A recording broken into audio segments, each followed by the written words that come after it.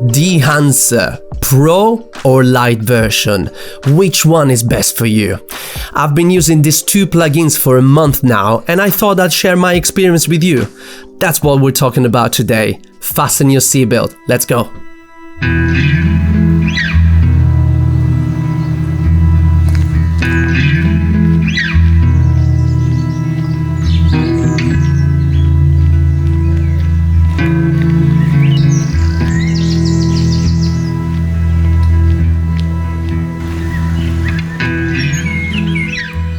Bella guys, it's Claudio here and welcome back. For those who are watching my face for the first time, welcome to the channel. My name is Claudio Desideri and pasta, olives and cheese are my absolute favorite food. Do you like what you're seeing? I'm not talking about my face, I mean the overall look of this video. Well, what you're watching right now has been completely edited with Dehancer Pro and no other tools. Yes, you heard me right. No lumetri colors, no overlays, no crazy tricks. I have solely used Dehancer Pro from start to finish. Now, I'm sure if you're watching this, it means that you already know a lot about Dehancer. But for those who don't know what it is, let me give you a little context. Dehancer is a color grading plugin for Premiere Pro, Final Cut and DaVinci Resolve, with which you can achieve the film look on your videos. The guys at Dehancer have a 30 years of film shooting and darkroom experience combined with scientific approach and non-linear image processing. Dehancer has dozens of real motion picture film profiles with truly analog controls and other effects like bloom and film grain, which are crucial to complete the film look. You have to shoot your videos properly though, otherwise no plugin will make a miracle. So if the answer to my initial question was yes, you like this look and you want to achieve the same result or even better, Dehancer is your man. I am shooting on Sony a7S III in S-Log3, 10-bit, 420 and I mounted a Sony 35mm f1.8. I usually shoot with a 1/4 Black Pro mist filter, but for the sake of this video, I didn't use it because I want this test to be as accurate as possible. Therefore, I am filming using simply camera plus lens, no filters, no haze, just brutally digital. I decided to set these fairy lights behind me, especially to test the bloom effect on Dehancer. Thanks very much to my partner for setting them up. We actually like how it looks, so we might keep them there just in time for Christmas. I would encourage you though to focus your effort on achieving the film look in camera by using a vintage lens, for example. My favorite is the Helios 44mm. I absolutely love it. It's cheap and so effective. Also, make good use of lighting and experiment with some haze on set. Use black mist filters, or if you want to go wild, you could even put a stocking in front of the lens to get an ultra soft, dreamy effect. But for all the situations in which you don't have access to these, or you just don't want to bother, Dehancer becomes your best friend for life. Although you watched a ton of videos digging down through each single one of the amazing features that Dehancer plugin has to offer, you might still be interested in what the differences are between the Pro version, which comes at $450 and the Lite version, which comes at almost half the price, $250. Is it okay to buy the Lite version, or should you go for the Pro one? I would suggest you stick till the end because I'm also gonna share my personal experience with both the Pro and Lite version and tell you what, in my opinion, are the features that you can't absolutely miss. And hopefully we will understand together what is the right version for you. Before I move on though, let me tell you that Dehancer offer a 10% discount to you guys using the promo code that you can find in the description. If at the end of this video you decide to get the plugin, not only you will make a favor to yourself, but you will also be helping by contributing to grow my channel. Also, Dehancer didn't impose any requirements on what to say, and they will not review this video because they are looking for an honest review. And that's what I will do. I will be brutally honest on my experience with these two plugins. Instead of making a classic review, I suggested creating a comparison between the Pro and the Lite version, and they accepted straight away. So my experience with their marketing department has actually been really positive so far.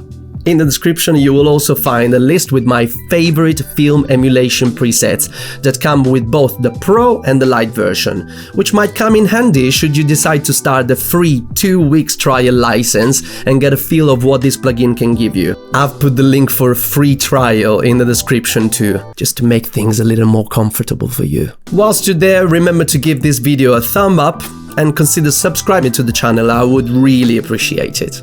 Alright, let's find out the main differences between Dehancer Pro and Lite.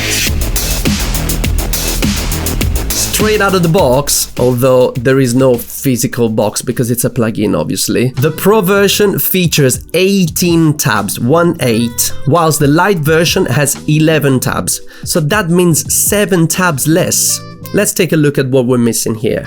In the Pro version you have Input, Film, Film Developer, Film Compression, Expand, Print, Color Head, Film Grain, Halation, Bloom, Film Damage, Vignette, Film Breath, Gate Weave, Monitor, Output, LUT Generator, Device.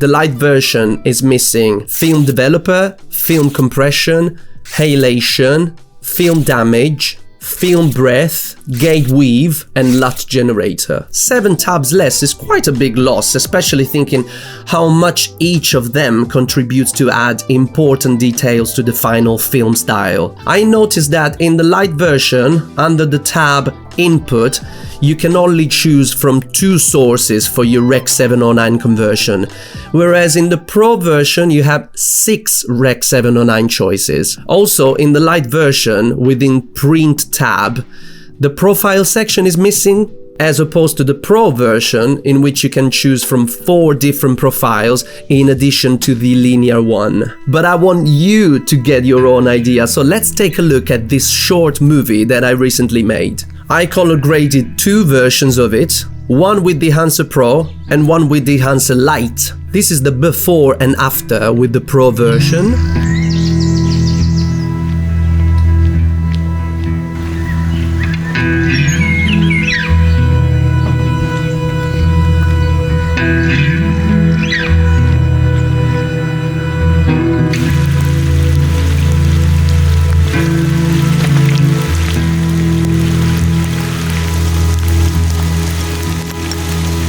And this is the before and after with the Lite version.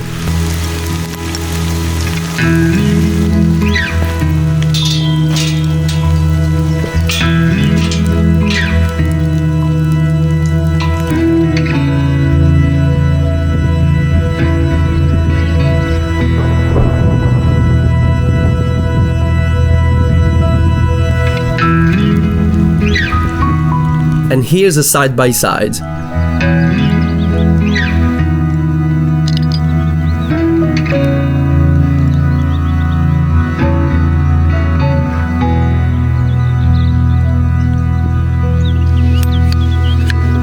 What do you think? Did you get an idea of which one you like most? If you want to watch my short film The Bench in full, don't forget you have a link in the description. Now, on our way to understanding which version is best for you, let's jump into the next chapter because I want to share my Dehancer's favorite features you absolutely need to achieve the film look. Film look.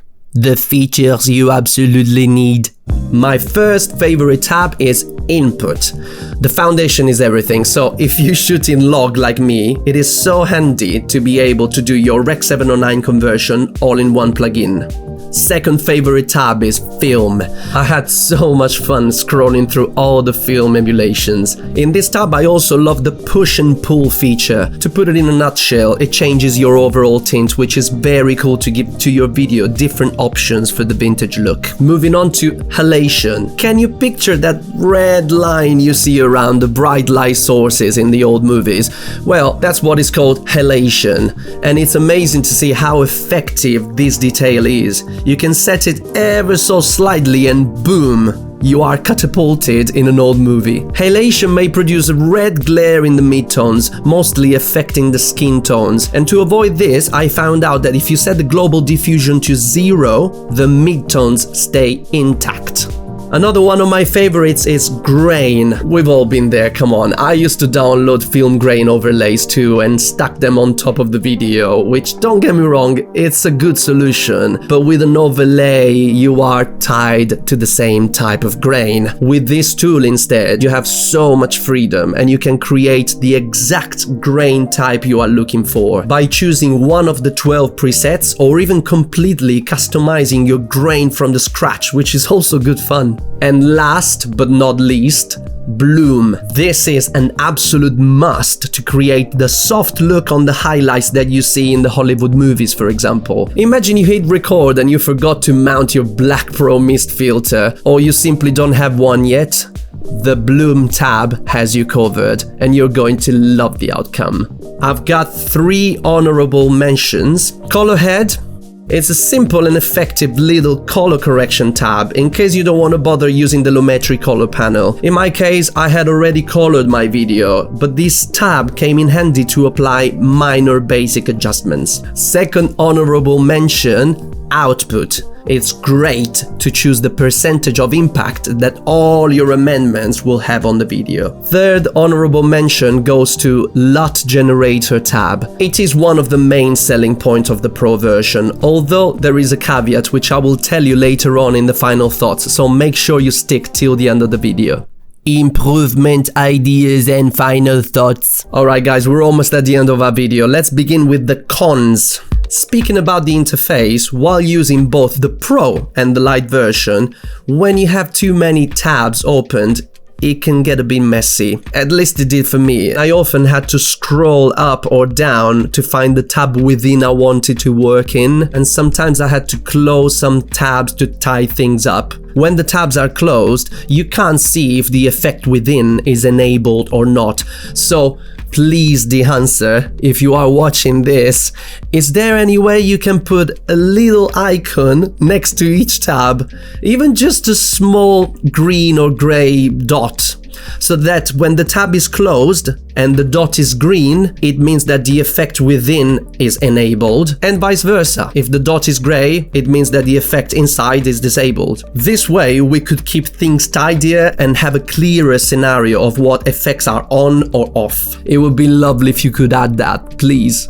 Also, after I made all the adjustments within each tab, I usually like to toggle each single effect on and off to see if I like the result more in one way than the other. To do this though, I have to keep each single tab open, which, as I said, makes things a bit uncomfortable to work with. Therefore, it would be really cool to have an on and off toggle next to each single tab's name, so that even when the tabs are closed, we can still test the before and after without having to open them every single time, which is time consuming in the long run. Finally, and I'm being very picky now, it would be lovely to have a muster button at the very top to minimize all the tabs in just one click. I know that Premiere Pro has a little arrow next to the name of the plugins, but that completely hides every tab, so it doesn't do the job I'm talking about. What I would like is a button that minimizes every tab so that I could have a new starting point and choose what to open again.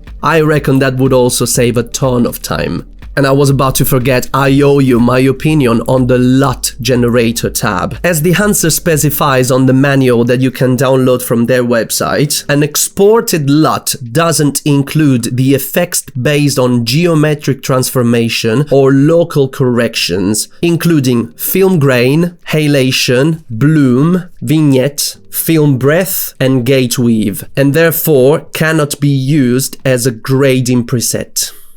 Basically, this means if on a future project you want to use the LUT you generated, uploading it in the Lumetri color panel under the Creative tab, you will not recall every single adjustments you made, which in my opinion takes away the main reason why you generated that LUT. The whole point of creating a LUT is saving time by recalling the exact same settings and not having to spend time again on tweaking important tabs such as film grain, halation, bloom, vignette, film, breathe, and gate weave.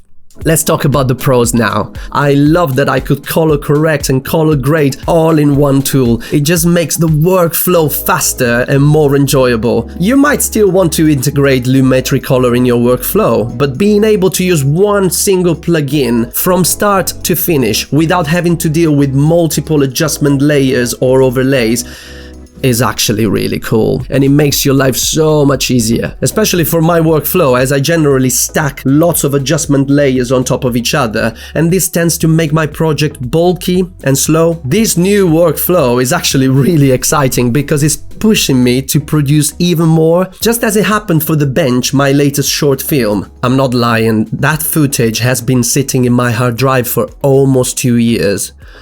I don't know, I just couldn't find the right inspiration to go on with the edit, and Dehancer gave me the sparkle I was searching for, so I rolled up my sleeves and I finished the project in a couple of days. Honestly, it was so much fun using Dehancer on that project, and that's the most important thing. I mean, we do this for fun, we don't just do it for the glory or for money. This has to be fun, you have to enjoy the process, and then the final result will mirror your passion. Having the chance to choose from so many beautiful film emulations, tweaking the bloom, the halation, adding lots of details like film grain, using a very accurate vignette along with print, and customizing film damage, film breadth, gate weave. All of this made me feel, wow, I am literally shaping my final creature and I have so much control on it. Also, having the chance to do my basic color correction within the plugin is simply priceless. I think the guys at Dehancer thought, we want to make things easier for filmmakers by tidying up the whole workflow. So they put everything you could possibly need to achieve the film look in just one big panel. Finally, the big question, which version is best for you? Well, this is subjective, obviously, and if you were so kind to watch until this point of the video, I hope that after sharing my personal experience, you got an idea on your best pick. Said that, personally, I choose the Pro version.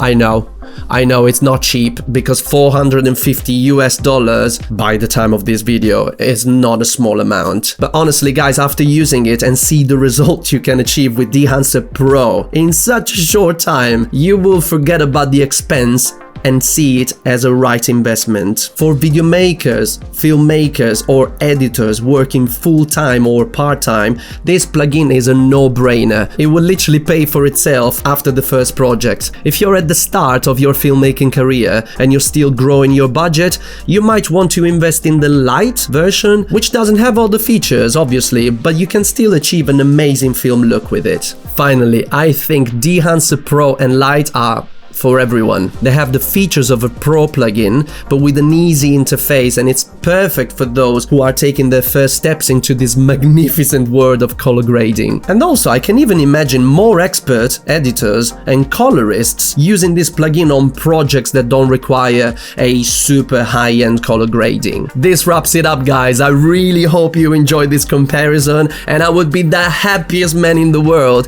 if it helped you choose the right version. Would you go for the Dehancer Pro, or would you choose the Lite version? I would love to read your final choice in the comments. Also, I would really appreciate if you could subscribe to the channel, and please feel free to leave a comment and correct me if I said anything wrong in this video. This is our community and we can all learn from each other. Thanks so much for watching. I wish you the best, and as I like to say, enjoy first, then hit record. Bella!